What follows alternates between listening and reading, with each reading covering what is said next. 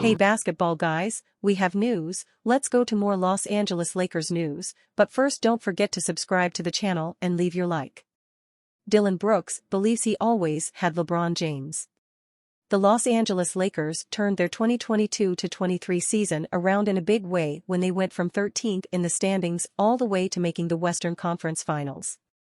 The Lakers were rolling post-trade deadline after acquiring several high-level role players, but their chances of making the playoffs dwindled when LeBron James went down to a foot injury. However, James was able to return near the end of the regular season and lead Los Angeles through the postseason.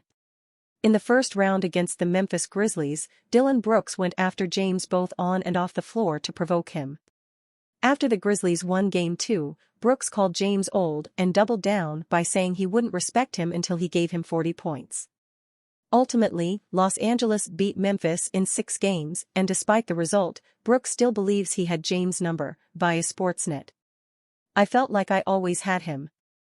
I feel like that series was thrown upon me because of the words that I say, but I've been saying things all year and we won 50 games. There's no question that Brooks' trash-talking motivated James even more, something even his former teammates were willing to admit. Brooks is someone that doesn't lack any confidence, though even he has to realize that James still managed to get the best of him during that series. The now Houston Rocket has never been afraid to jaw at opposing players, though it can be argued that his antics led to Memphis going home earlier than expected. James did not so subtly respond to Brooks via his X and Instagram accounts, and the latter embarrassingly walked out of Crypto.com arena without talking to the media. His production failed to back up his words as he averaged 10.5 points on just 31.2% shooting. Although Brooks is with a new team, history suggests that he'll continue to taunt James and try to get into his head. However, James is well aware of this by now and will continue to do what he does best, and that's playing his game.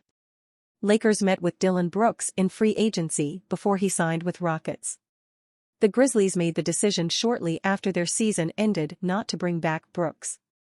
The swingman became an interesting name in free agency, and the Rockets were the ones who ended up lavishing him with a lucrative 4-year deal. While Houston won Brooks' services, it appears Los Angeles was interested in signing him as they reportedly met with him in free agency.